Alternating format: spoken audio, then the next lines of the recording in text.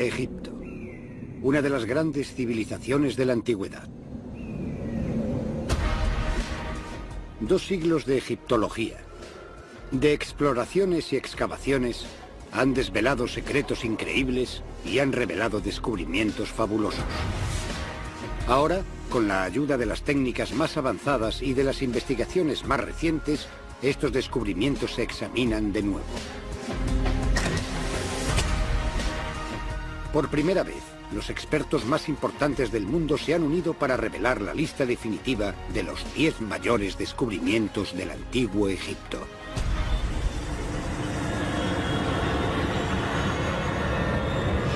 Los 10 mayores descubrimientos de Egipto. Cada uno de estos 10 descubrimientos es un tesoro por derecho propio, pero también son mucho más que eso. Cada uno es en cierta manera una llave que nos abrirá la puerta de una de las civilizaciones más extraordinarias entre todas las que han habitado el mundo. Estos descubrimientos son en realidad puertas que se abren al pasado y nos permiten ver cómo vivían los antiguos egipcios, lo que pensaban y lo que hacían. Los objetos encontrados hace décadas o incluso hace siglos todavía representan un reto. Deben ser interpretados, decodificados. ¿Cómo los mensajes secretos convirtieron esta tumba en una máquina para resucitar? Las escenas por sí mismas y las palabras inscritas en las paredes de estas tumbas son como códigos de programación o como un manual de instrucciones. ¿Qué había detrás de la ola de violencia que arrasó las tumbas más hermosas de Egipto? Con seguridad era crimen organizado, grupos de hombres organizados y bien estructurados. Construían a una escala que no sería igualada durante miles de años. ¿Cómo lo hacían? Nadie está completamente seguro de cómo la gente con herramientas muy simples y con mucho sudor se las arregló para construir un monumento tan impresionante. A lo largo de 30 siglos, su cultura sobrevivió a invasiones constantes y duró más que todos sus rivales. Los egipcios tenían un gran sentido de la cultura, una historia tan larga que de verdad cambiaron más ellos a los invasores que los invasores a ellos. Crearon una superpotencia que dominó durante más tiempo que cualquier otra a lo largo de la historia. Ahora, la ciencia, la tecnología y las últimas investigaciones revelarán la vida y el pensamiento de los egipcios. El doctor Zahi Hawass es el arqueólogo de más prestigio de Egipto y es el guardián de todas las antigüedades egipcias. Nos guiará a través de los mayores descubrimientos egipcios mientras trabaja con un equipo de expertos científicos y viaja de un lado a otro del país. Vamos a llevaros a correr una aventura que no olvidaréis en la vida. El primer descubrimiento revela la ingeniosa muestra de tecnología que permitió que Egipto se convirtiera en una de las más grandes civilizaciones antiguas. Este descubrimiento fue un milagro. Nos muestra las habilidades de los egipcios. Hay que destacar que ese avance tecnológico se encuentra dentro de un barco. El barco del faraón Keops.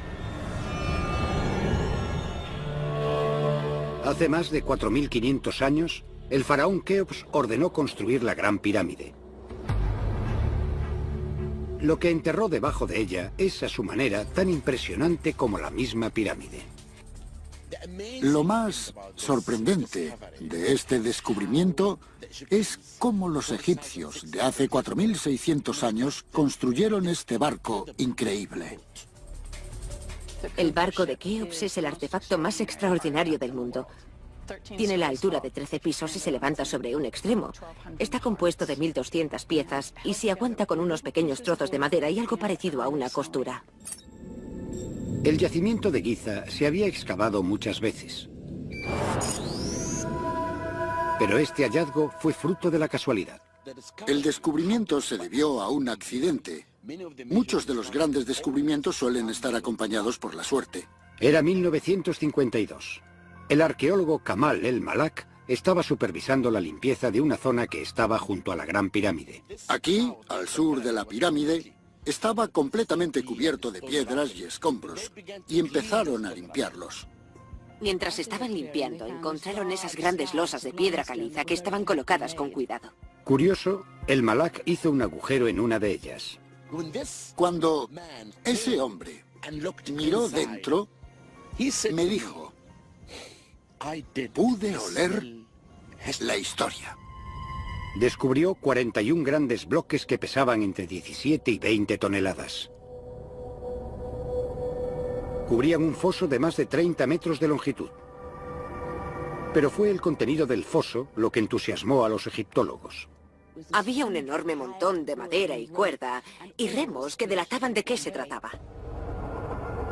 ¿Por qué iba a enterrar Keops un barco en el desierto junto a su pirámide? La respuesta nos explica cómo los egipcios veían a la muerte y lo que el faraón creía que le pasaría. La pirámide guardaría sus restos mortales, pero su alma se iría, se transformaría. Keops era rey y dios, así que al morir se haría uno con el dios Sol. Al ascender a los cielos, el faraón se haría uno con el dios del sol, Ra. Unificados harían el viaje diario del sol a través de los cielos.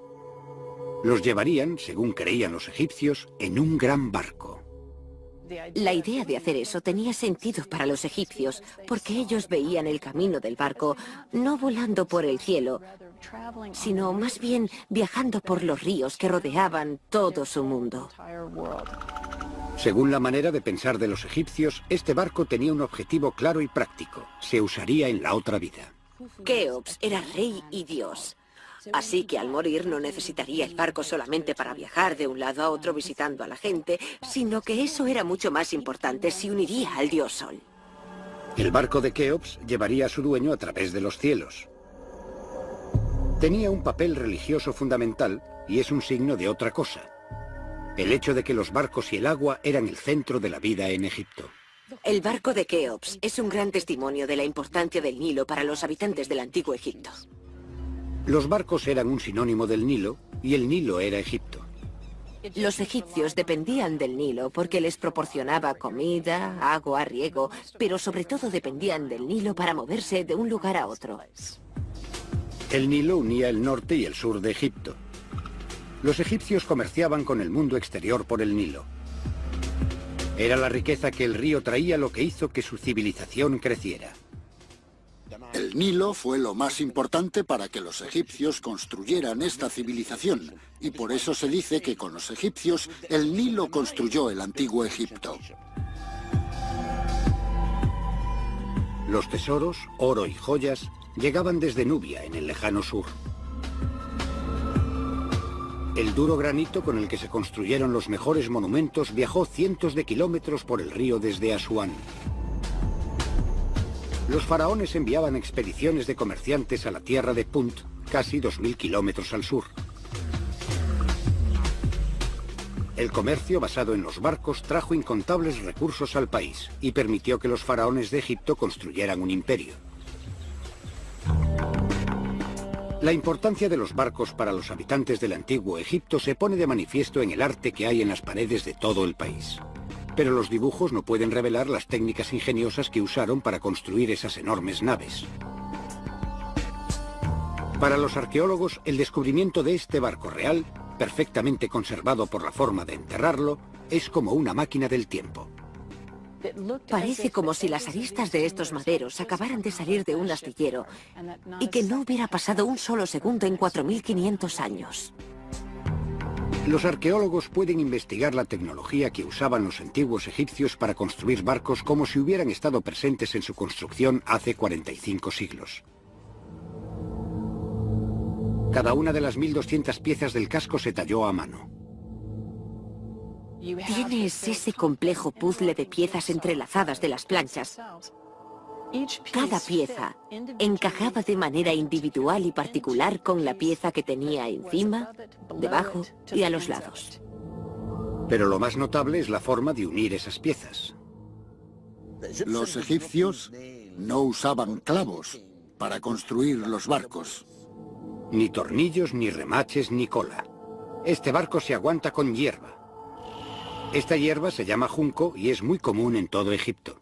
Son estas largas hojas de hierba que son muy duras, pero si se frotan entre sí de una manera determinada, entonces forma una cuerda fuerte pero flexible. Los restauradores han hecho una maqueta del barco a escala 1:100. Así es como usaban las cuerdas para unir las piezas del barco. Es increíble. El desarrollo de esta técnica hacía que los egipcios tuvieran ventaja sobre otras culturas. En el tiempo en que se construyó el barco de Keops, en la mayoría de sitios de los que tenemos noticias, solo sabían construir canoas vaciando troncos. El avance tecnológico de coser las planchas de los barcos significaba que los egipcios podían construir naves mucho mayores que otras culturas rivales. Podían llevar cargas mayores y recorrer distancias más largas. Podían comerciar con todo el mundo conocido. Los egipcios no solo viajaban por el Nilo, también eran perfectamente capaces de salir a navegar por el Mediterráneo, a los lugares que deseaban ir. Esta fue la base de un tremendo éxito económico. Puso los cimientos de 3000 años de civilización. Ayudó a crear una de las superpotencias más triunfadoras que el mundo ha visto. El barco de Keops es el primero de los 10 mayores descubrimientos de Egipto porque los barcos iniciaron el nacimiento de un imperio. La riqueza que trajeron consigo los barcos de gran calado permitió pagar las construcciones de gran tamaño. En Egipto se construyeron templos y monumentos a una escala que no tuvo parangón en la antigüedad. Pero esos templos y monumentos no podrían haberse construido si los egipcios no hubieran tenido las habilidades necesarias para extraer piedra en grandes cantidades.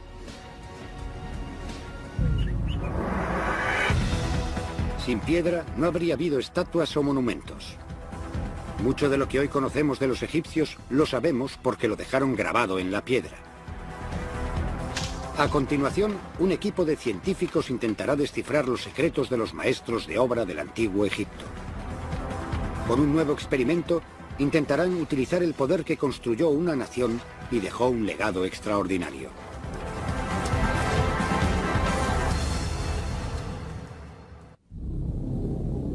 Los grandes descubrimientos de la egiptología nos permiten vislumbrar una civilización extraña que perduró durante 3000 años. Su legado es una serie de construcciones tan grandes y tan perfectas que provocan asombro, incluso en nuestros días. Los científicos intentan averiguar, cuando lo único que tenían era mano de obra, cómo los egipcios consiguieron extraer enormes bloques de piedra. Bloques como el obelisco inacabado. Lo construyeron in situ, como una forma de enseñarnos cómo los egipcios cortaron el obelisco.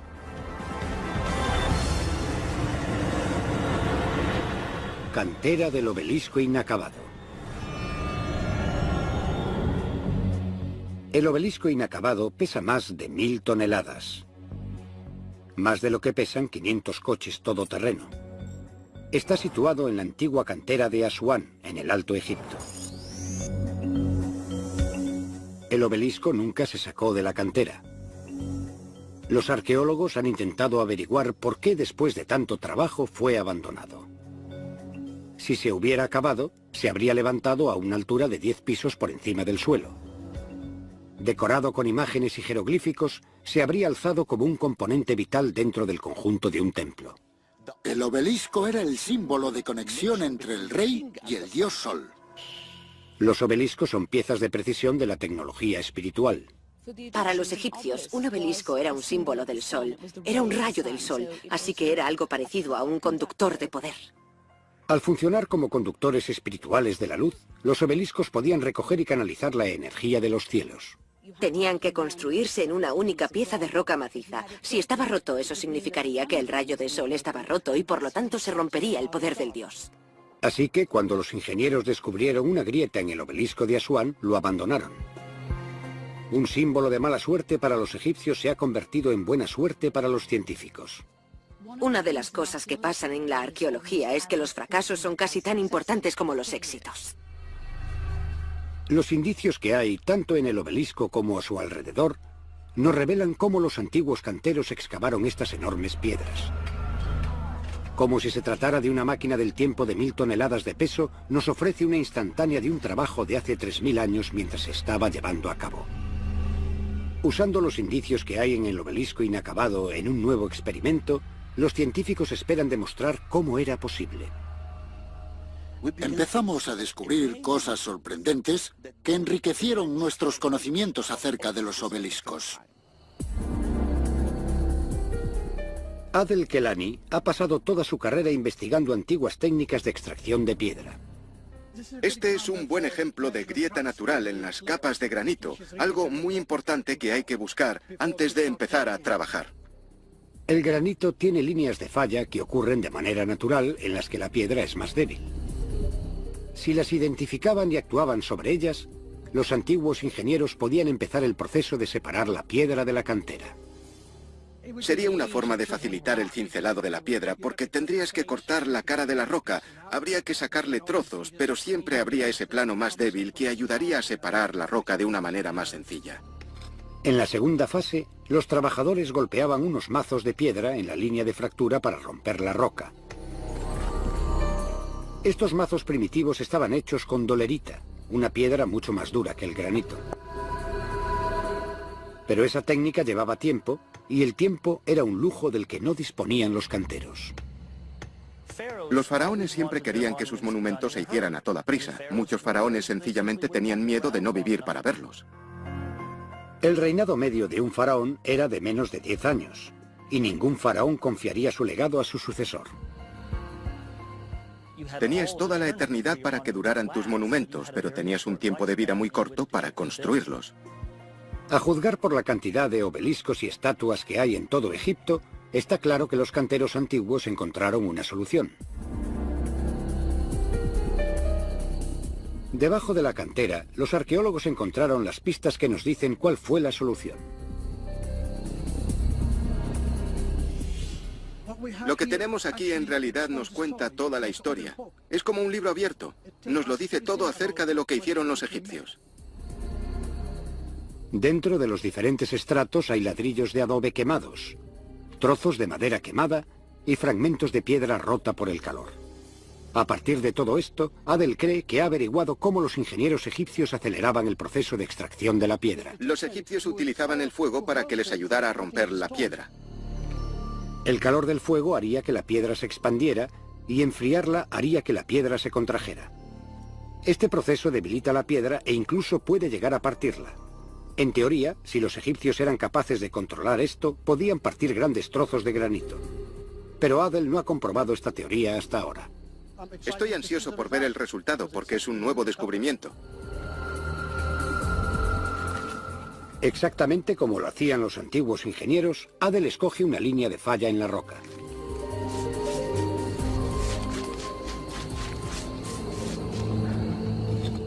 Los ladrillos de adobe encontrados en el yacimiento del obelisco inacabado sugieren que los antiguos ingenieros construyeron un muro para contener el fuego.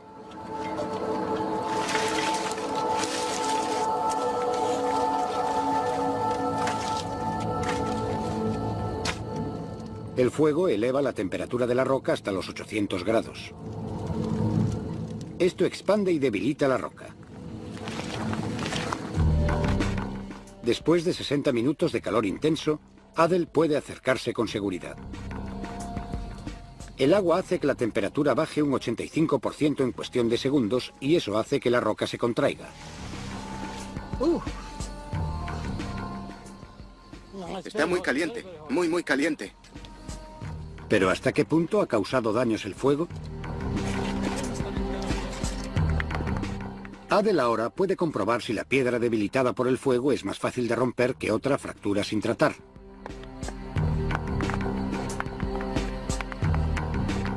Después de media hora ordena que paren. Sin fuego, los trabajadores que trabajan sobre la roca de control apenas han causado daños en la línea de falla.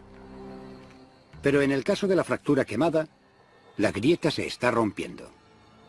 Ahora es posible ver cómo el fuego ha afectado a las capas de granito. Funciona rápidamente, mucho más de lo que esperábamos. Esto explica cómo los antiguos egipcios podían hacer muchos obeliscos en un corto espacio de tiempo.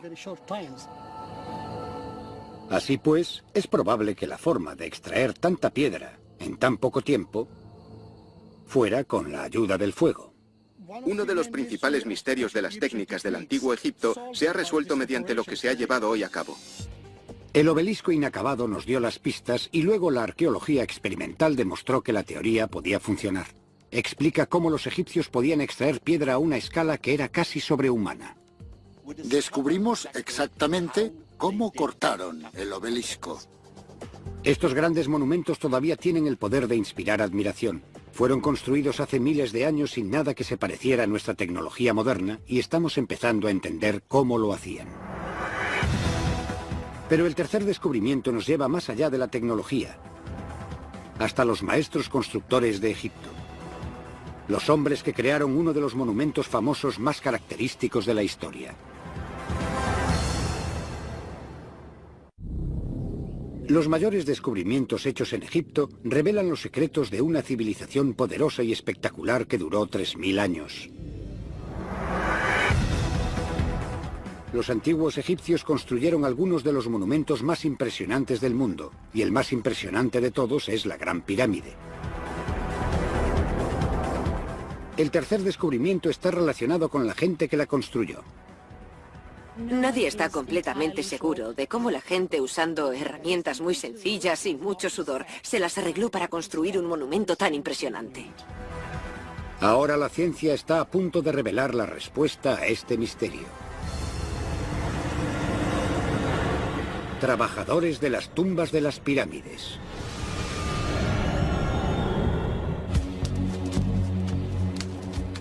Hasta hace poco, se tenía la idea de que Egipto era un país en el que los faraones y los nobles estaban al mando de enormes ejércitos de esclavos.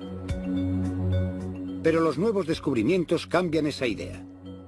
Revelan una jerarquía social sofisticada y un programa de asistencia a los trabajadores que equivaldría a los trabajadores, sindicalistas, jefes y presidentes de las empresas de hoy.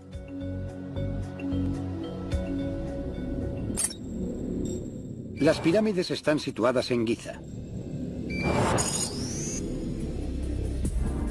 Hace 4500 años, el gran faraón Keops ordenó la construcción de lo que hoy es todavía la mayor tumba que nunca se ha construido. Se alza a más de 150 metros por encima de una meseta y pesa tanto como 17 veces el Empire State Building. Algunos han afirmado que la Gran Pirámide debía ser obra de extraterrestres o que había sido construida usando hechizos que recitaban sacerdotes con poderes místicos secretos. Esto es porque su tamaño desafía la lógica. Hasta hace poco, muchos creían que la habían construido grupos ingentes de esclavos. Pero ahora, el Dr. Hawass ha hecho un descubrimiento que revela el misterio de quién construyó las pirámides. Pude escribir la historia de los constructores de las pirámides a partir del descubrimiento de sus propias tumbas. Este descubrimiento tuvo lugar gracias a un trabajo paciente, digno de un detective, y a la ciencia de la arqueología forense. En 1990 el Dr. Hawass encontró pruebas misteriosas. Empezamos la excavación y yo encontré cosas muy extrañas. Encontré huesos y semillas y me pregunté qué era todo eso. Se dieron cuenta de que las tumbas de los constructores estaban hechas del mismo material que las propias pirámides. Trozos de piedra caliza, granito y basalto, de lo que sobró de la construcción de la pirámide. Esta roca es lo que habían usado para construir la tumba de su rey. Con los trozos que sobraron, construyeron tumbas para ellos. Un poco más arriba, subiendo la colina, el equipo del Dr. Hawass descubrió tumbas más elaboradas. Una llevaba un nombre. Una descripción jeroglífica, que en realidad era un inspector, el capataz que controlaba a los trabajadores que arrastraban las piedras. Así que los trabajadores estaban claramente organizados en una jerarquía. El capataz estaba enterrado en un terreno más elevado que los trabajadores corrientes, cosa que era un reflejo de un estatus superior.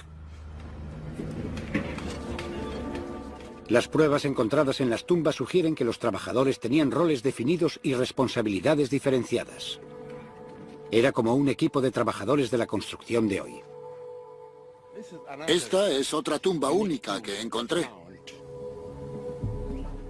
Esta tumba perteneció a un hombre llamado Nefertis. Ahora podemos ver su nombre, Nefertis. Pero lo que realmente es único, en mi opinión, es... mirad las escenas. Nunca antes lo había visto. Están fabricando cerveza y también haciendo pan. Y por eso pienso que Nefertis podría haber sido el encargado de la panadería.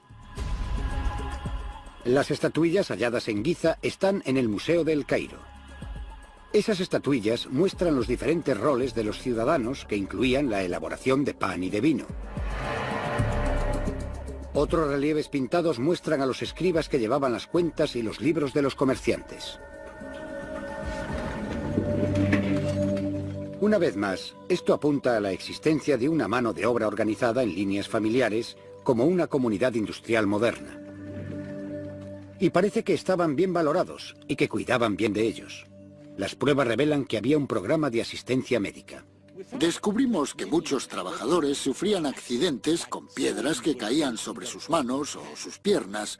Su trabajo consistía en mover piedras pesadas. Todos los esqueletos de hombres y mujeres muestran que se ejercía fuerza sobre la espalda. Aún así, las pruebas forenses muestran que el nivel de cuidados médicos que recibían era sorprendentemente sofisticado. Janet Monge es una antropóloga física especializada en el estudio de huesos antiguos.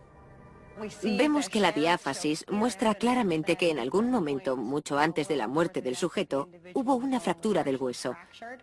Los huesos están muy bien unidos uno a otro, así que posiblemente fueron inmovilizados durante algún tiempo. Y desde el punto de vista moderno, diríamos que los huesos de estos individuos presentan unos procesos de curación muy buenos. Se hizo un buen trabajo. Está claro que estos trabajadores estaban muy bien valorados por sus superiores. Ser un trabajador era un privilegio poco común. Te pagaban bien, cuidaban de tu salud y en realidad era un chollo de trabajo.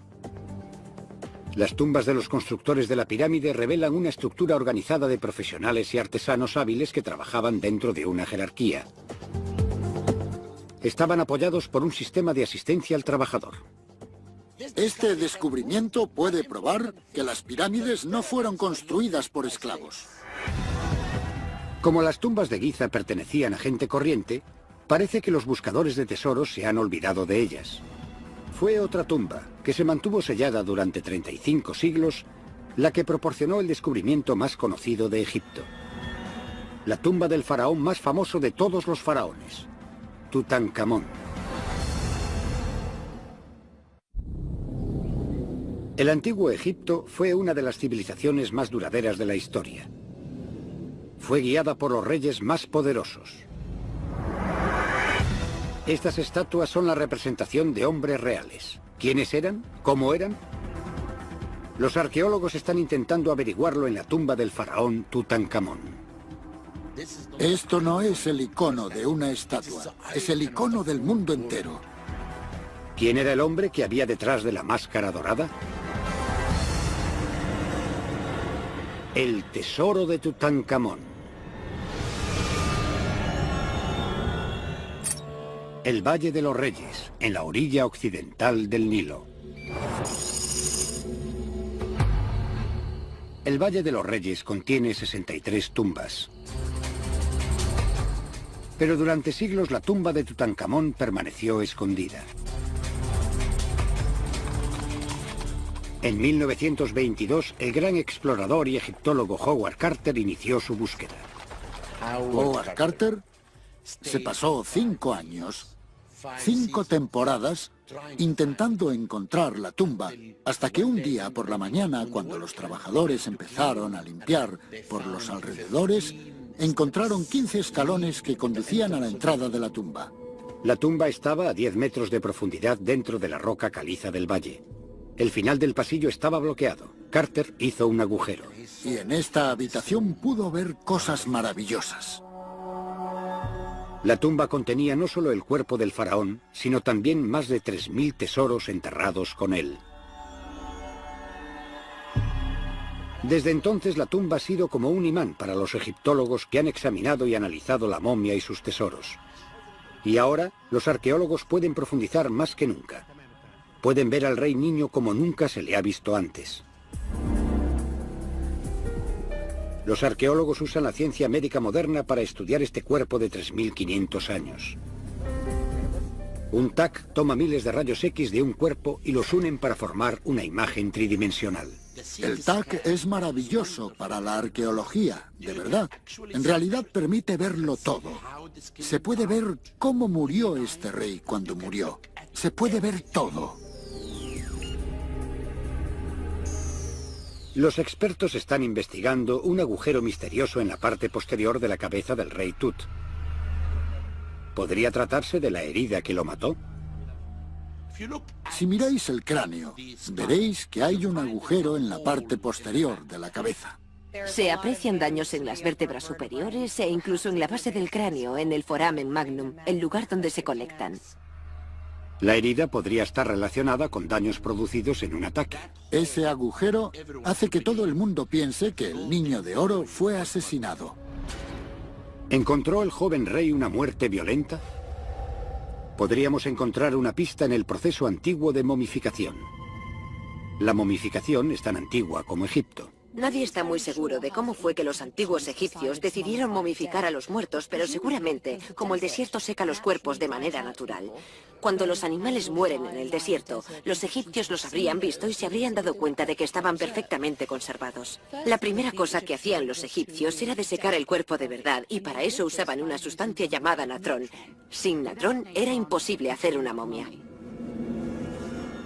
El natrón funciona como las bolsitas de gel de sílice que hoy se usan para mantener secos los equipos electrónicos.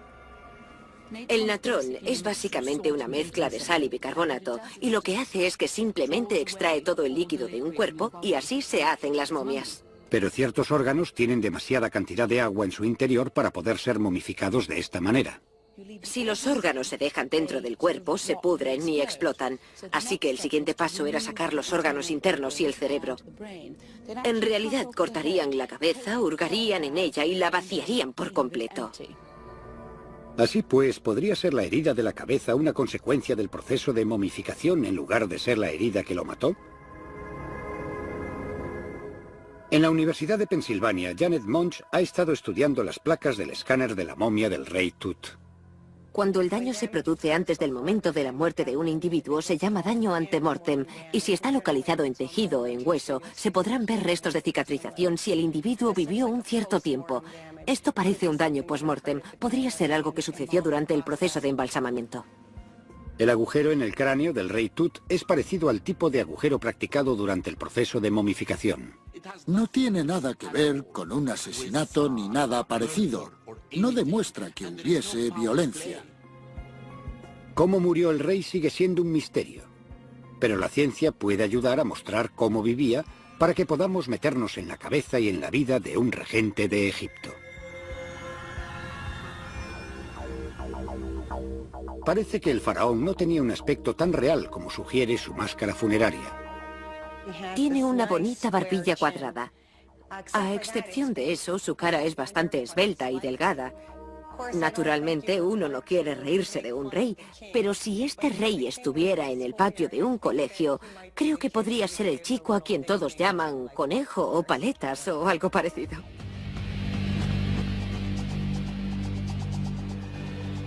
El TAC muestra claramente que el niño rey tenía dientes de conejo, cosa que no mostraba su famosa máscara. El tesoro con el que enterraron al niño rey nos proporciona todavía más información. De la tumba de Tutankamón se han sacado más riquezas que de todos los descubrimientos de Egipto juntos. Esta famosa máscara estaba enterrada con 6 carros completos y una cantidad de oro valorada en millones de euros. Pero lo que hace que este enterramiento sea único es el hecho de que se encontró absolutamente intacto. Más allá de toda la confusión provocada por el hecho de encontrar toda esa cantidad de oro que pesa cientos de kilos, además, tenemos todo el equipamiento completo de la tumba de un faraón egipcio. Los artefactos encontrados pueden, en cierta manera, revelar la personalidad del faraón. Estaban diseñados para cumplir las mismas funciones para las que habrían sido usados en vida. Es sorprendente para nosotros que gastaran tanta energía en la creación de algo como estas tapas de jarrón hechas de alabastro. Son obras de arte perfectas, exquisitas, pero se suponía que nadie iba a verlas nunca. Se enterraron en la tumba del rey, fuera de la vista de todos, para siempre. El tipo de artefactos encontrados y el cuidado con el que se manufacturaron nos permite deducir cómo vivía Tutankamón. Los egipcios creían que el más allá se parecía mucho a esta vida, aunque era mejor, así que tenías que llevarte contigo todo lo necesario. Los objetos que Tutankamón quería en su tumba, para el más allá, eran los que había disfrutado durante su vida. Sabemos que le gustaba un juego de yeso en particular llamado Senté, porque fue enterrado con varios juegos, desde un tablero grande de Senté con su caja muy formal, hasta una versión pequeña que tiene este tamaño de viaje hecha de marfil. Tutankamón era el soberano supremo de una superpotencia. Estos artefactos nos recuerdan su juventud y quizás nos permiten adivinar su carácter.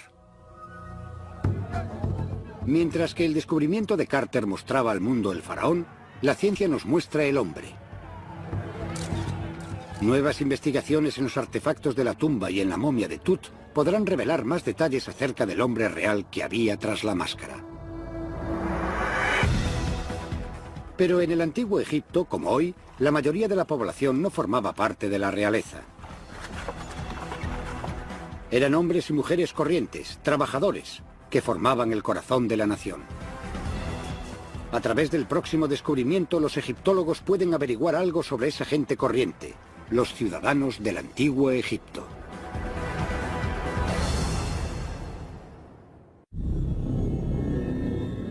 Diez grandes descubrimientos hechos en Egipto revelan una civilización extraordinaria.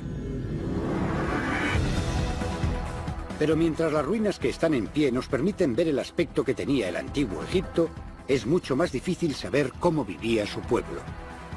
Realmente es como el ojo de una cerradura, algo que nos permite ver la vida del antiguo Egipto. El quinto descubrimiento nos ofrece la oportunidad de entender las vidas de los ciudadanos corrientes en la ciudad de los constructores de tumbas. La ciudad de los constructores de tumbas.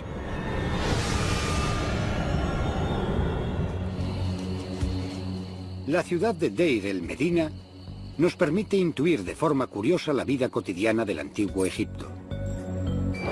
Estaba situada en la orilla occidental del Nilo. Los restos de una ciudad egipcia sin contaminar hacen que sea un hallazgo muy poco común y valioso. Deir el-Medina sigue bastante intacta, tal como la dejaron sus habitantes, así que constituye realmente una buena fuente de recursos para los arqueólogos a la hora de reconstruir la vida de los antiguos egipcios.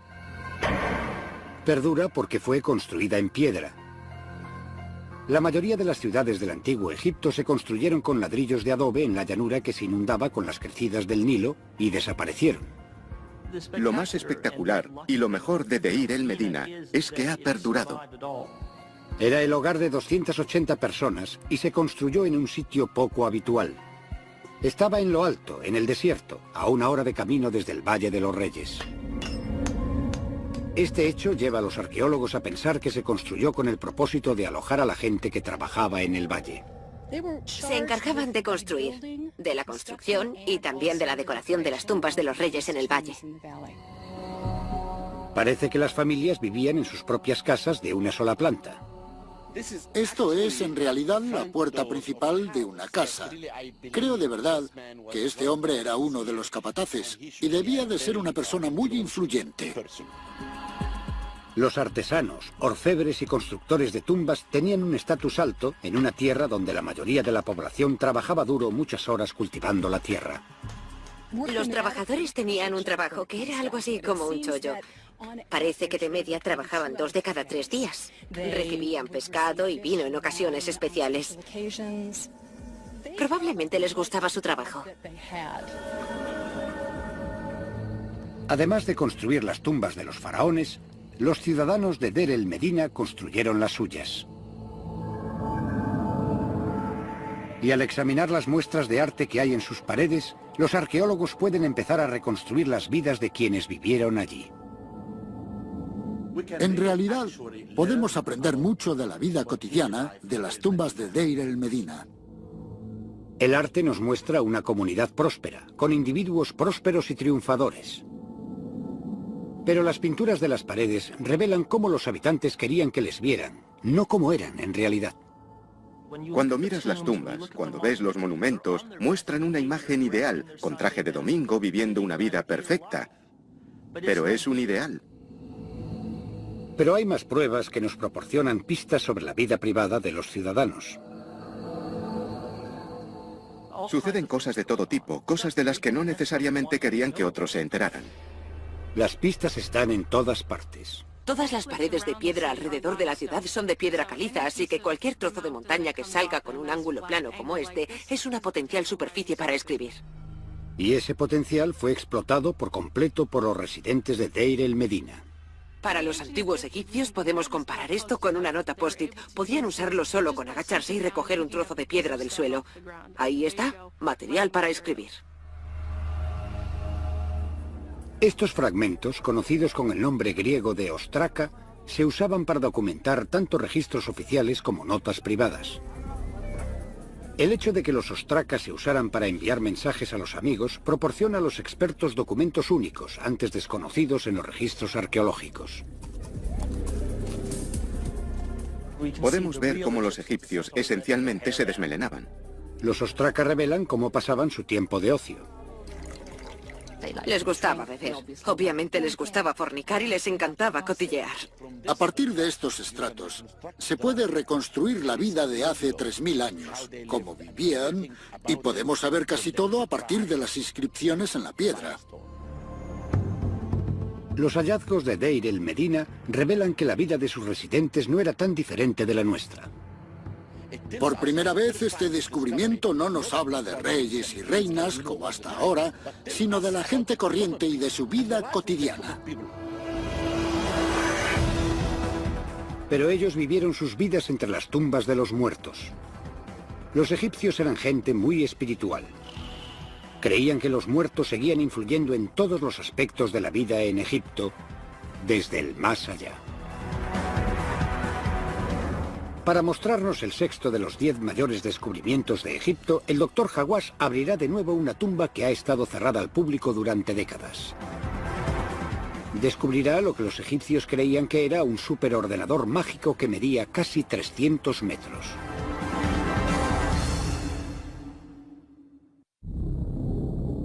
Al analizarlos juntos, los 10 mayores descubrimientos de Egipto nos revelan cómo era la vida en el antiguo Egipto.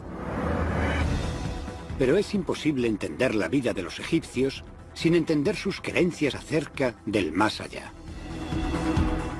El sexto descubrimiento, la tumba de Seti I, nos proporciona una información increíble. Lo que tenemos aquí es esencialmente un libro de viaje o una guía para el más allá. Las investigaciones nos revelan el código secreto que convirtió un simple agujero en el suelo en una máquina para la resurrección.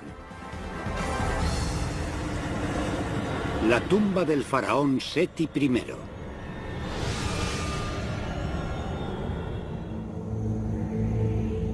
El Valle de los Reyes contiene 63 tumbas. Una de las mayores es la tumba del faraón Seti I.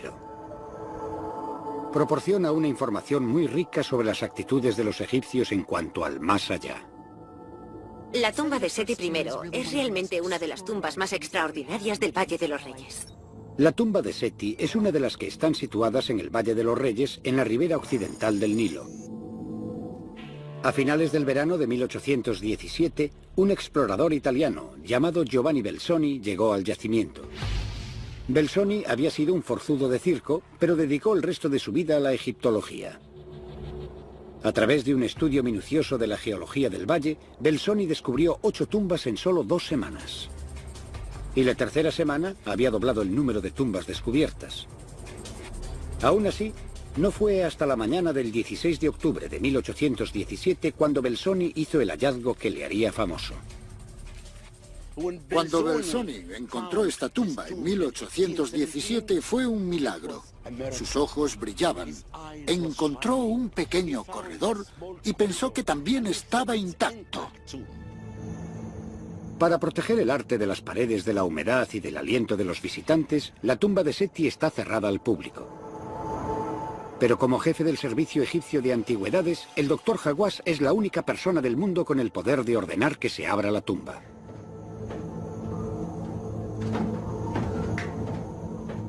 Voy a llevarles por un gran motivo, para mostrar al público que esta es la tumba más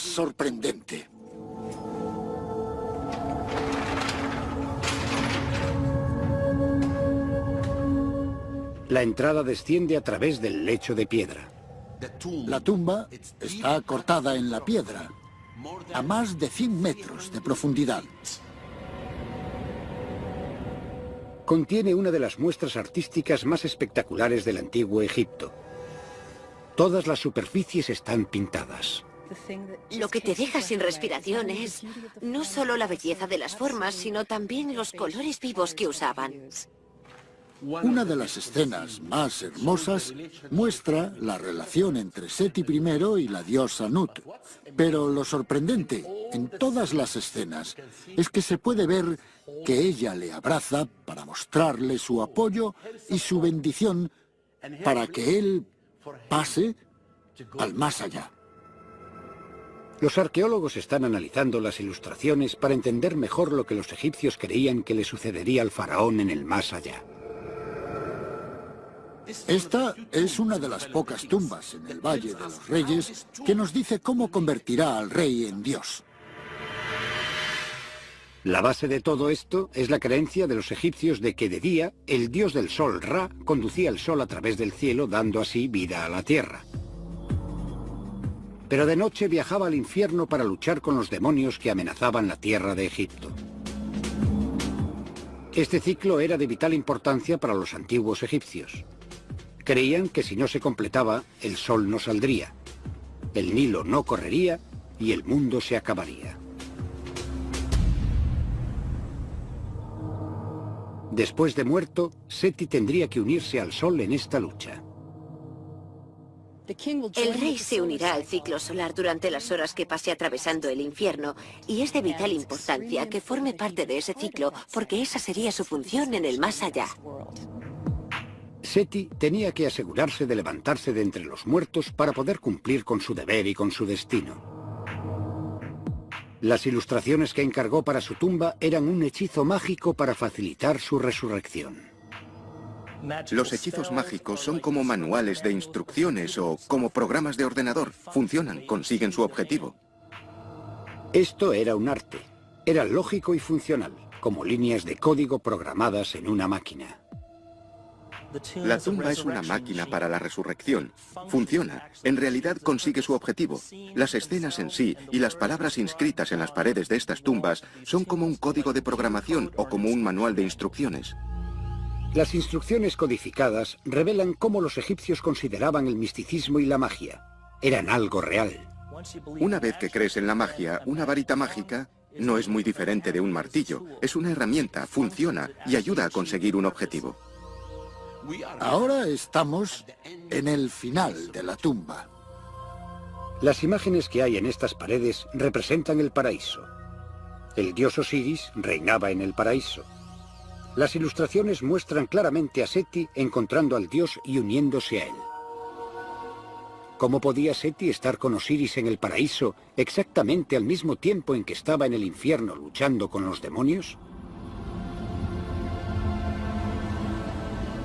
Para los egipcios, hacer dos cosas a la vez no representaba un problema. Los antiguos egipcios eran muy listos en cuanto al más allá y creían en la multitarea. La filosofía religiosa egipcia permitía que sus dioses y faraones estuvieran en muchos lugares al mismo tiempo. Bien, tendremos que entender el punto de vista racional, el punto de vista lógico. Es una construcción de la mentalidad occidental que viene de la antigua Grecia. Los antiguos egipcios, en lugar de ver las cosas como contradictorias, las veían como dos caras de la misma moneda. La tumba de Seti es un indicio de la manera que tenían los antiguos egipcios de ver el mundo, tan diferente de la de hoy. Tenían muchas creencias que a nosotros pueden parecernos extrañas, como los faraones que se convierten en dioses y las almas que están en dos sitios a la vez. Y que los objetos y las imágenes tenían poderes reales y prácticos de carácter mágico. Veneraban a sus dioses en algunos de los templos mayores de la historia. El séptimo descubrimiento revela que el antiguo Egipto estaba construido a una escala aún mayor de lo que habíamos pensado y que sus monumentos más impresionantes pueden estar todavía enterrados.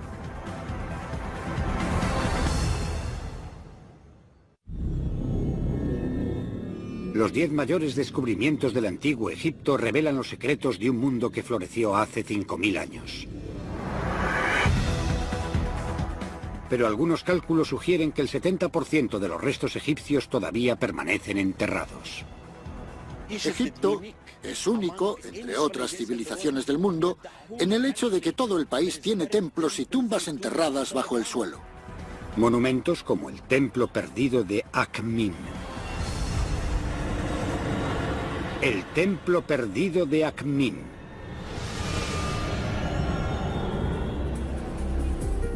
Algunas teorías sostienen que los antiguos egipcios construyeron muchos más monumentos de gran tamaño de los que se pensaba anteriormente. El Templo Perdido de Akhmin proporciona una prueba espectacular que apoya esta afirmación. Egipto es famoso por las pirámides de Giza en el norte. Los visitantes también se dirigen a los complejos de templos de gran extensión que hay en el sur, en Luxor. Pero hay nuevos indicios que sugieren que los egipcios construyeron a escala colosal por todo el país. La parte central de Egipto es un territorio poco conocido para los turistas, e incluso para muchos egiptólogos profesionales. Este podría ser otro destino preferente dentro de Egipto para los turistas en el futuro. ¿Podría estar situado en esta zona el mayor templo descubierto hasta la fecha? Akhmin está situado en el centro de Egipto, a unos 300 kilómetros al sur de El Cairo. Hay indicios de que aquí había un templo enorme, pero está enterrado bajo la ciudad moderna. Es muy difícil para los arqueólogos trabajar en los asentamientos egipcios por una simple razón. Si era un buen sitio para vivir en el pasado, todavía es un buen sitio para vivir, y la gente todavía vive ahí. Uno de los problemas de Akhmin es que es una ciudad viva y una ciudad que ha crecido a lo largo de los milenios, y por lo tanto, el centro antiguo de Akhmin ha sido absorbido por el desarrollo urbano. Pero el desarrollo de la ciudad moderna también tiene sus ventajas. Mientras se excava para poner cimientos, se pueden encontrar elementos del pasado. El desarrollo es un arma de doble filo, especialmente en Egipto. Cuando en un lugar como Akhmin decidieron construir una oficina de correos en los 80 y excavaron unas zanjas, se encontraron con unas estatuas magníficas. En 1981, mientras excavaban para hacer los cimientos de un nuevo edificio, los trabajadores descubrieron la base de una estatua enorme. La estatua era de Ramsés el Grande, uno de los faraones más poderosos de Egipto. Esta estatua podría haber superado los 60 metros de altura. Era enorme. A solo 60 metros de distancia se descubrió otra estatua enorme. Estamos ante los pies de la mayor, de la más completa y hermosa estatua de una dama que nunca se hiciera en el antiguo Egipto. La estatua representa a la mujer de Ramsés, Meritamen. Muchos creen que ella fue la reina que encontró a Moisés entre los juncos y lo crió como a un hijo. El tamaño de las dos estatuas nos permite deducir el tamaño del templo. Pero si existen otras ruinas de ese templo, están enterradas bajo la ciudad moderna. Los arqueólogos tienen que descubrir lo que está ahí sin excavar. La egiptología es una ciencia muy rigurosa porque no solo se basa en las excavaciones, también requiere un análisis exhaustivo. El primer indicio para los expertos está en los escritos de los viajeros de hace más de 1000 años. Hablan de un lugar colosal en Akhmin. Los viajeros árabes llegaron a Egipto en el siglo IX de nuestra era y contaban que llegaban a visitar los templos al amanecer y se marchaban al anochecer.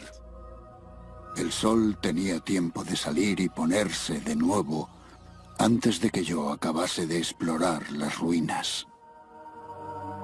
Un segundo indicio de la escala de la construcción es que todos los templos de Egipto estaban construidos sobre una planta parecida. Los templos del antiguo Egipto eran las moradas de los dioses. Algo así como el punto en el que el reino de lo divino se conecta con el reino de lo humano. En las ideas que servían de modelo a la arquitectura del cosmos, hay algo así como un plano formal de los templos del antiguo Egipto. Como las iglesias, mezquitas y templos de hoy en día, para las que todavía existe una planta estándar, también existía para los templos de Egipto. Así que si los arqueólogos analizan un templo que esté completamente a la vista, pueden aplicar este conocimiento a los restos de Akhmin. El templo de Amón-Ra, unos 170 kilómetros más al sur, en Luxor. Al analizar el plano estándar del templo de Luxor, los arqueólogos pueden tener una base para predecir dónde está enterrado el resto del templo de Akhmin. Mansour Boraik es especialista en diseño de templos. Creo que el templo de Akhmin era mayor que este, pero tiene la misma planta que la que hay ahora en el templo de Luxor. El plano estándar de un templo siempre empieza con una larga avenida pavimentada. La avenida conduce a una puerta enorme flanqueada por dos estatuas. Y en Akhmin, aquí es donde estaría la estatua de Ramsés. Dentro hay un patio. Aquí habría estado situada la estatua de la reina Meritamen. Pero esto es solo el principio. Hay más patios que se adentran unos 300 metros en el santuario interno del templo. El plano del templo de Luxor puede aplicarse a Akhmin. Tengo una imagen del yacimiento en el ordenador. Si hacemos coincidir las situaciones de las estatuas de Akhmin con el plano del templo de Luxor, el Dr. Wegener puede calcular el tamaño real del templo de Akhmin. Uno puede hacerse una idea del área que ocupaba el templo al ver el campo de fútbol que hay en el lado superior derecho de la imagen de Google Earth. Se puede ver que la extensión aproximada del templo de este nuevo reino sería la de 4 o 5 veces la longitud de ese campo de fútbol. Al verlo, uno se hace la idea de que era un templo de enormes proporciones. Incluso sin llevar a cabo una excavación en el área, mediante este análisis la arqueología puede afirmar que el templo de Akhmin tenía un tamaño magnífico. Esto podría ser el principio del templo y el santuario debería estar debajo de esas casas. Harán falta más excavaciones y más planes de desarrollo antes de que la extensión del templo pueda determinarse con exactitud. Podremos descubrir la totalidad del templo. Pero hay una cosa clara. Se está desvelando una nueva imagen del antiguo Egipto que revela un país más grande y desarrollado de lo que se había imaginado hasta ahora. Una franja continua de desarrollo que va todo a lo largo del Nilo. No solo en los lugares famosos en el norte y en el sur, sino también a través del Egipto central. Hay pruebas de que existió una civilización más impresionante de lo que pensábamos. Y el soberano más carismático de esta superpotencia fue Ramsés el Grande. Los descubrimientos en las paredes de uno de los templos más impresionantes de Egipto revelan el dilema que casi destruyó su reinado como faraón. El octavo descubrimiento, el templo de Abu Simbel, nos contará esa historia.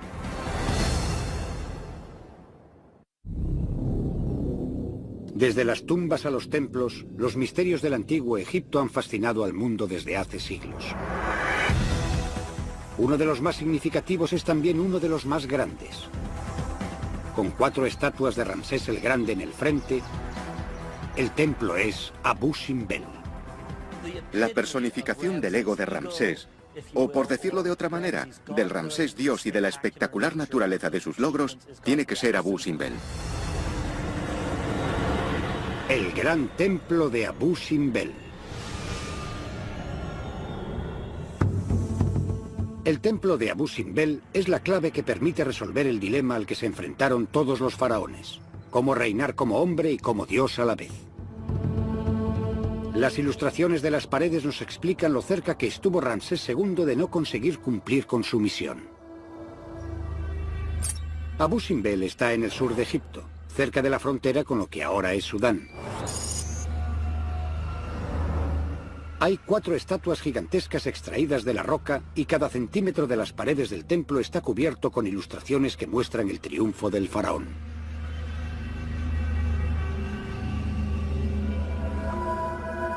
En 1871, cuando el aventurero y egiptólogo Giovanni Belzoni llegó a este lugar, el templo estaba cubierto de arena. Belzoni empezó a trabajar para quitar miles de toneladas de arena. Pero cada cubo de arena que quitaba era reemplazado por más arena que caía por la duna. Cuando ya estaba a punto de rendirse, descubrió una solución simple para un problema que parecía imposible de resolver. Al mojar la arena, ésta se mantendría en su lugar. El plan fue un éxito. Después de 4 años de lucha, finalmente encontró la entrada del templo y se convirtió en el primer hombre que entró en él desde hacía siglos. El templo de Abu Simbel era un monumento al constructor más grande de Egipto, el guerrero y faraón Ramsés II. Ramsés II era uno de los reyes famosos. En la historia del antiguo Egipto reinó durante más de 67 años y convirtió las tierras de Egipto en un museo abierto que albergaba sus logros. Pero el análisis de las ilustraciones de las paredes y de las estatuas revela el doble papel de un faraón de Egipto. La primera función es la de ser el defensor de la nación. Es el guerrero campeón, el héroe solitario que defiende Egipto de todos los enemigos. Su segundo papel tiene que ver con la religión. El papel de faraón en el plano religioso no es solo como jefe, devoto o intermediario entre los hombres y los dioses, sino que el rey tiene un pie en el mundo divino y otro pie en el mundo humano. La autoridad y el poder del faraón dependían de su capacidad de cumplir con ambos papeles. Pero Ramsés tuvo tanto éxito como rey guerrero que se quedó sin enemigos contra los que luchar. Y eso puso en peligro su puesto de soberano. Los relieves que hay en el templo ilustran ese dilema. La historia empieza con una batalla, la batalla de Kedesh. Ramsés II luchó en esa batalla importante, la batalla de Kedesh, con los hititas. Podemos verlo escrito en el templo.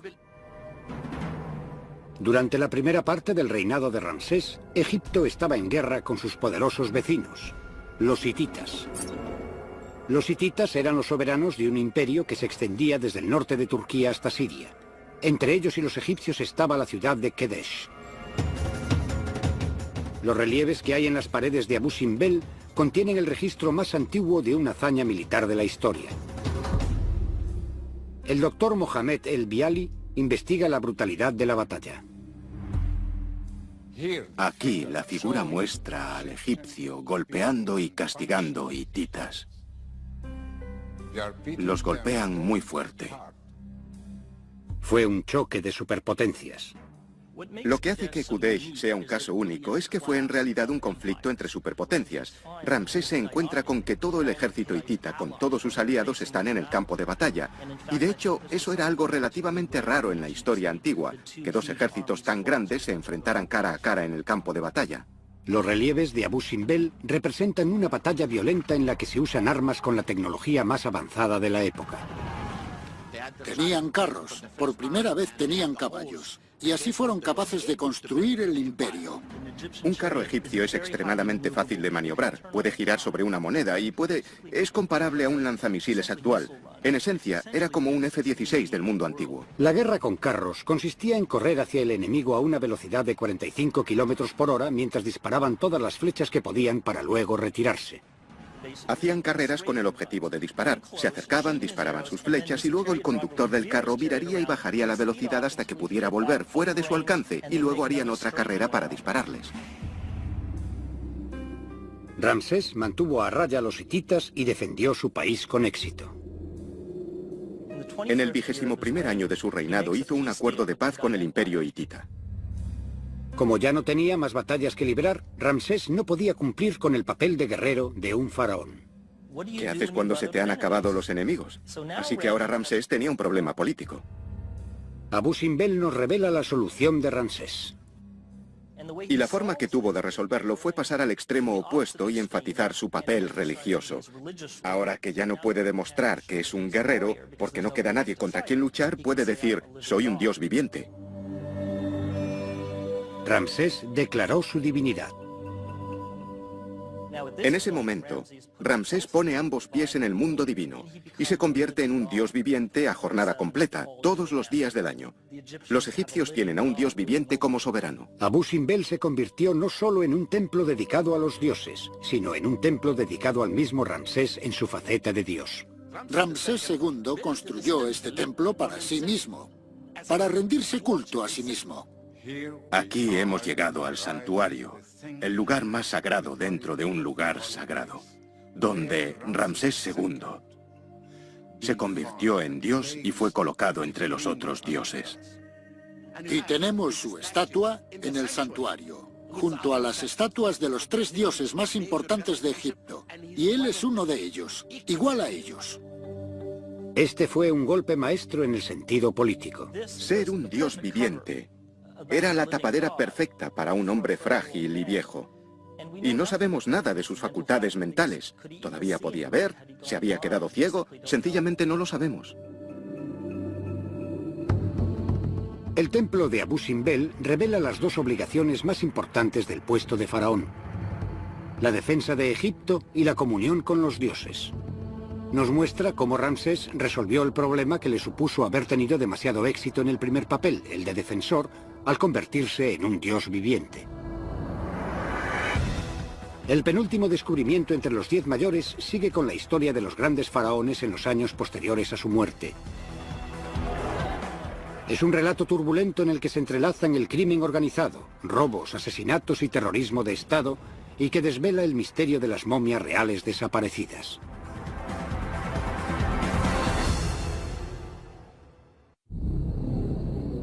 Los 10 mayores descubrimientos de Egipto nos permiten ver el mundo de un imperio que duró 3000 años. Muchos de nuestros conocimientos del antiguo Egipto los hemos adquirido al abrir las tumbas de los faraones antiguos.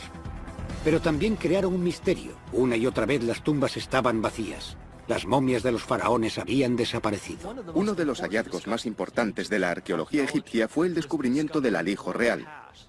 Los egiptólogos se encontraron cara a cara con un verdadero quién es quién de todos los grandes reyes. Cueva secreta de las momias.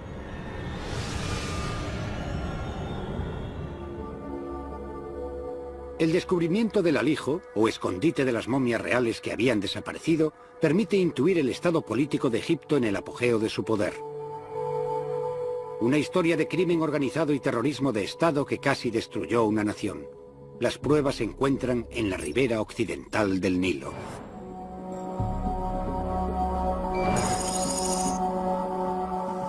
El Valle de los Reyes contiene 63 tumbas. Entre ellas, las de algunos de los más grandes faraones de Egipto. Casi todas las tumbas estaban vacías cuando se descubrieron, sin las momias ni los tesoros. Pero a unos 5 kilómetros escasos del Valle de los Reyes hay otro cañón. En él no hay tumbas y se pensaba que tampoco había secretos escondidos. Hasta que en 1890 un pastor estaba buscando una cabra perdida en los acantilados. En una grieta, en medio de una pared de roca, encontró la entrada a una cueva. Y cuando entró en el hueco, vio un pasillo de quizá más de 60 metros excavado en la roca. Dentro estaban los restos de más de 50 enterramientos diferentes, y entre ellos estaban las momias de algunos de los más grandes faraones de todos los tiempos. Para resolver el acertijo de por qué estaban ahí esas momias, los arqueólogos tuvieron que mirar al estado político y social del Egipto de hace 3000 años. La sequía y las luchas internas entre bandos políticos rivales llevaban al país a un estado de anarquía. Todos estos problemas ecológicos, políticos, las invasiones extranjeras, básicamente era un caso en el que todos los sistemas se colapsaban. Cuando un sistema gubernamental complejo se enfrenta a múltiples amenazas, a múltiples problemas con los que podría enfrentarse uno a uno, pero que suceden todos a la vez, el sistema no puede con todos. Todo empieza a derrumbarse y acaba por caer. La sociedad se escindió. La población se enfrentaba al hambre y a la pobreza. La necesidad de oro llevó a la gente al lugar donde sabían que podrían encontrarlo: las tumbas de los faraones. Por la noche, la gente solía ir y meterse dentro para buscar las momias. Y entraban en las tumbas y lo rompían todo. Estos actos sacrílegos nacieron de la desesperación. Una vez que se ha cruzado la línea que separa la civilización del caos, nada, ni siquiera la creencia en los dioses, el miedo al sacrilegio o el miedo a la condenación eterna, te impedirá robar tumbas o profanar templos. Pero este no era el trabajo de criminales ocasionales. Se trataba claramente de crimen organizado. Eran grupos de hombres organizados y bien estructurados, incluso con algún sistema de jerarquía interna entre ellos. El robo de tumbas era algo así como un negocio en auge. Esto creó uno de los primeros ejemplos de crimen organizado de la historia. Literalmente todo el mundo se metió en el negocio de robar tumbas. Todo el mundo está metido en eso, desde oficiales de alto rango que, si no robaban las tumbas ellos mismos, ignoraban lo que pasaba y recibían oro para compensar. Pero algunos sacerdotes del templo de Luxor todavía se veían como guardianes de la religión egipcia, de los templos y de las tumbas de los faraones. Se encargaron de rescatar y esconder las momias. Querían proteger a los reyes. Se llevaron todas las momias y las enterraron aquí. Incluso lejos de todo el mundo. No revelaron el secreto a nadie. El hecho de que los sacerdotes salvaran estas momias permite que los científicos estudien los restos físicos de los soberanos más poderosos de la antigüedad. Si cerramos los ojos y volvemos atrás miles y miles de años, podemos imaginar a este rey vivo. Después de que las momias fueran descubiertas, se las llevaron al Museo Egipcio del Cairo, donde se mantienen en un ambiente estéril. Si entramos en esta habitación ahora, veremos cuerpos muertos y los miraremos. Nos asustaremos y reiremos y lloraremos y sonreiremos, pero para la ciencia, esta es la primera vez que todas estas momias nos hablarán. Pero lo más revelador es lo que no está ahí. Se enterraba a los faraones con tesoros valiosísimos, pero ninguna de estas momias se encontró con nada de valor. Cuando vemos estos ataúdes desmontados, nos damos cuenta de que el oro y las demás joyas y objetos valiosos se han quitado sistemáticamente de algunos de ellos. Esto nos da una prueba de que pudo existir una conspiración de alto nivel. Cuando alguien roba una tumba en mitad de la noche y tiene miedo de que lo vayan a matar, de que lo vayan a arrestar, van a tener mucha prisa, se estarán muriendo de miedo, se llevarán lo que puedan y se irán corriendo. Pero estos cuerpos han sido despojados metódicamente. Esto sugiere que los mismos sacerdotes eran quienes los despojaban.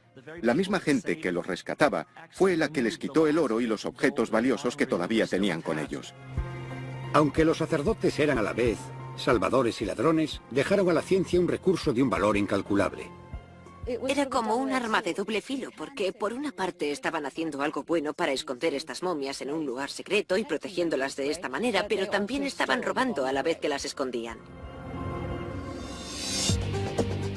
Las investigaciones forenses nos descubren las vidas reales de los grandes faraones. Pero a través de este descubrimiento también podemos obtener una visión de la sociedad del antiguo Egipto. Una sociedad al borde de la anarquía. Y cuando la nación se derrumbó, los otros imperios se aprovecharon rápidamente y Egipto sufrió invasiones durante siglos. Pero en lugar de ser destruida, la cultura egipcia era tan fuerte que los invasores adoptaron las costumbres y creencias de su nuevo hogar.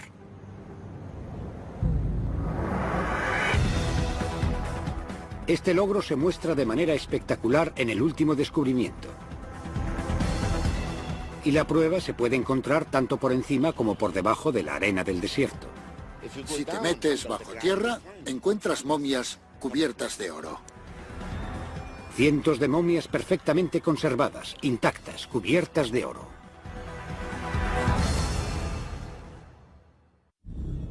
Durante siglos, la antigua civilización de Egipto ha cautivado la imaginación de científicos, arqueólogos y aventureros.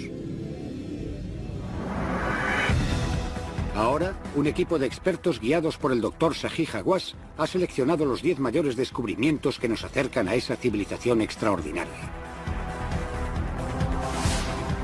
Incluso durante su decadencia, la cultura del antiguo Egipto creó algo que, cuando se descubrió miles de años después, causó admiración. Un campo lleno de momias, todavía intactas. Si miras a tu alrededor, derecha, izquierda, a cualquier sitio, y cavas, encontrarás momias. Valle de las Momias Doradas.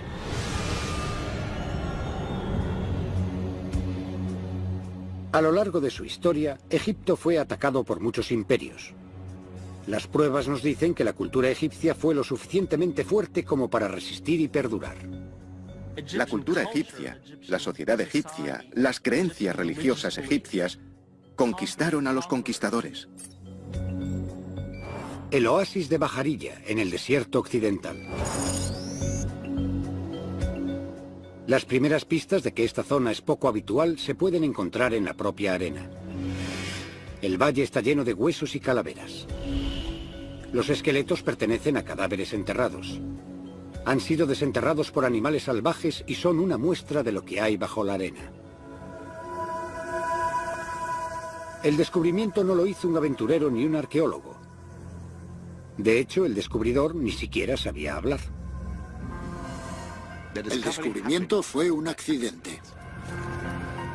En 1994, un burro se perdió en el desierto. Cuando el dueño fue en busca de su bestia, lo encontró clavado en el suelo, mirando un agujero que había en el desierto. Miró dentro del agujero, vio momias. Y yo vine aquí y empezamos la excavación. Fue como un sueño. El descubrimiento de tantas momias intactas es un regalo de valor incalculable para la ciencia moderna.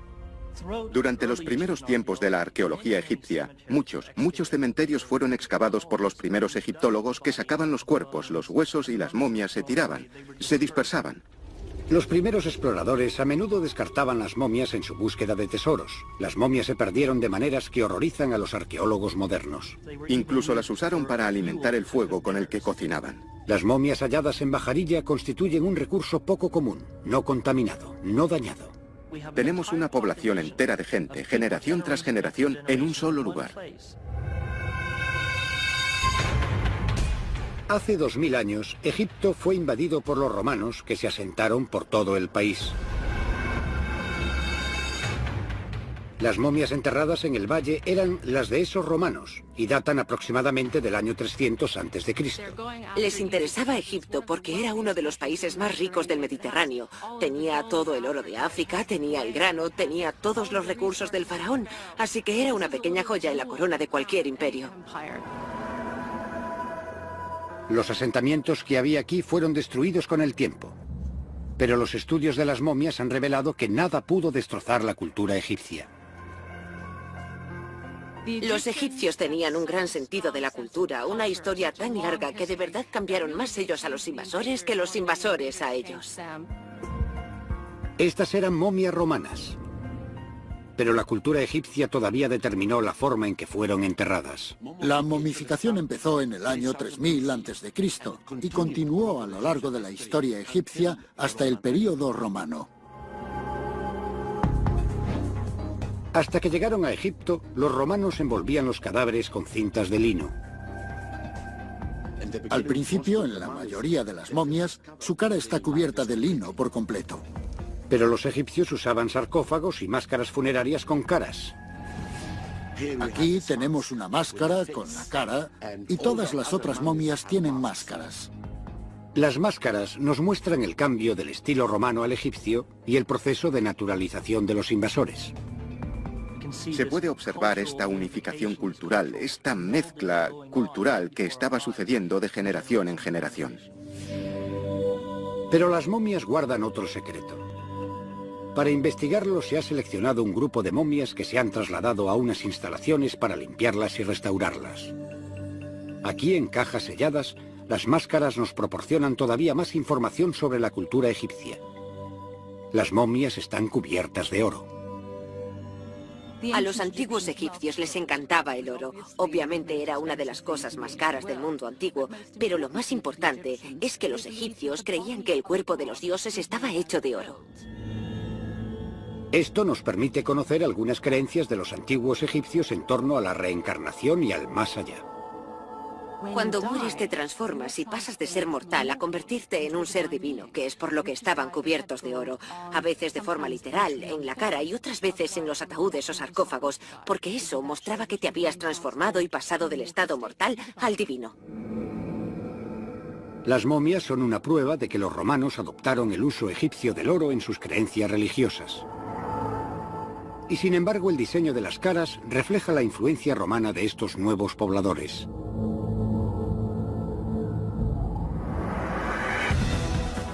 Las momias doradas son una prueba de la fusión de lo faraónico y lo romano en una nueva civilización egipcia. Algo para complacer a los romanos y algo para complacer a los egipcios. Las momias del valle demuestran que sin importar lo que hubiera pasado a lo largo de su historia, Egipto era a la vez tremendamente fuerte y flexible. Esto permitió una continuidad de las creencias y las tradiciones que eran esencialmente egipcias. Este sentido de identidad les daba una estabilidad que les permitía descartar cualquier imperio y abrazar lo que viniera. Ahora que hemos revelado los mayores descubrimientos de Egipto, podemos unirlos para completar el retrato del mundo de los antiguos egipcios. Un mundo que ha permanecido poderoso y cautivador hasta el presente.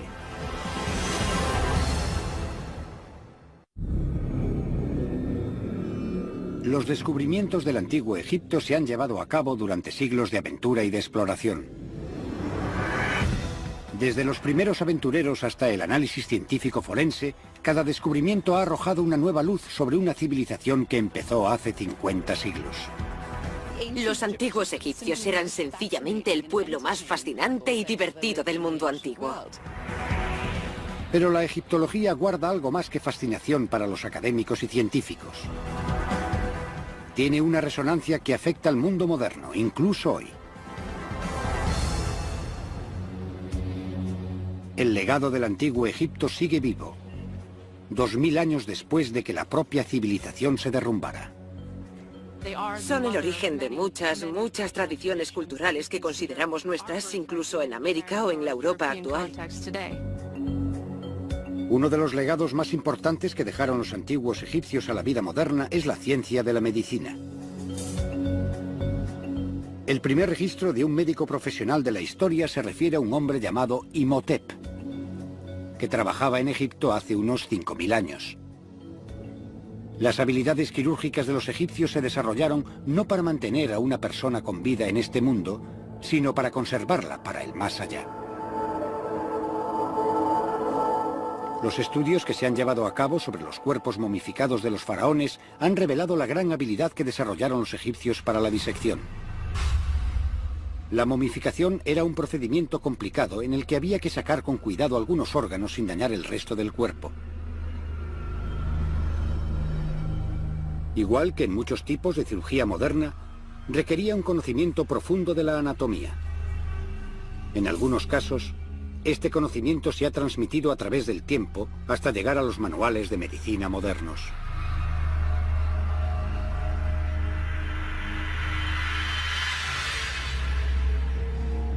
Y la medicina no es la única ciencia que está en deuda con los antiguos egipcios. La ingeniería moderna y las técnicas de construcción dependen del conocimiento desarrollado a lo largo del Valle del Nilo hace más de 4500 años.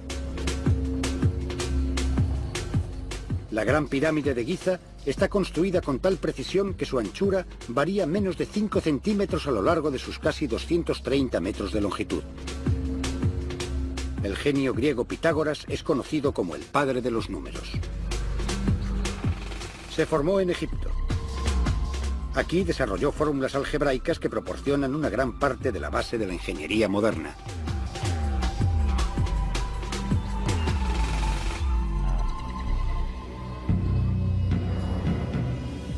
Cada vez que los científicos exploran el mundo de los antiguos egipcios, aumenta la deuda que el mundo moderno tiene con esta civilización.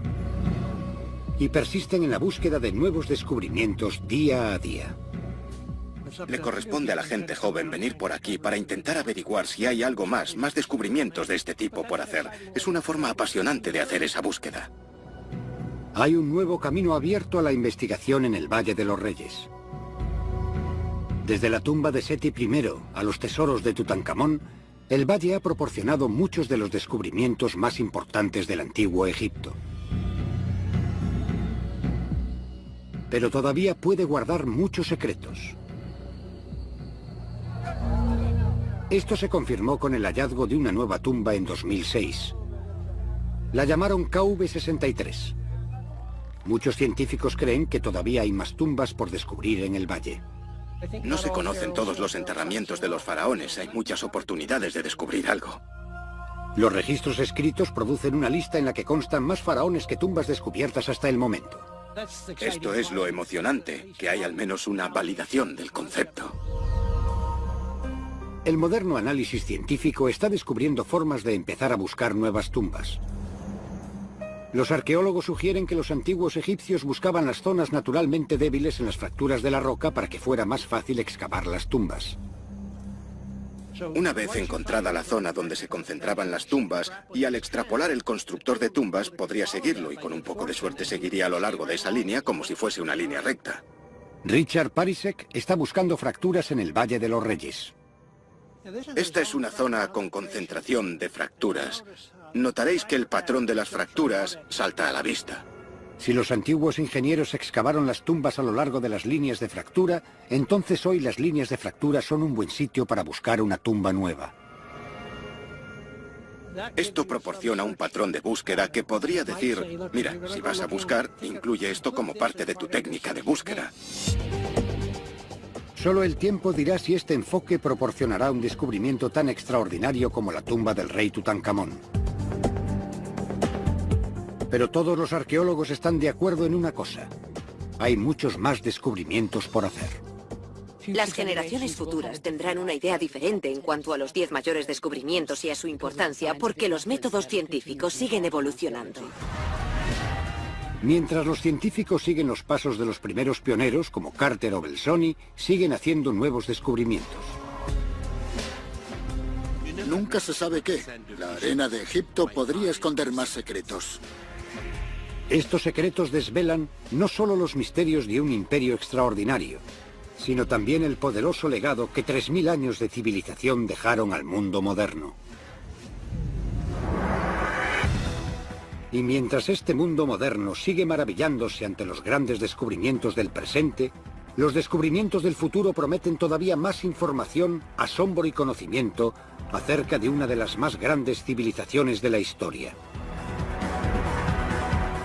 La duradera civilización de los antiguos egipcios.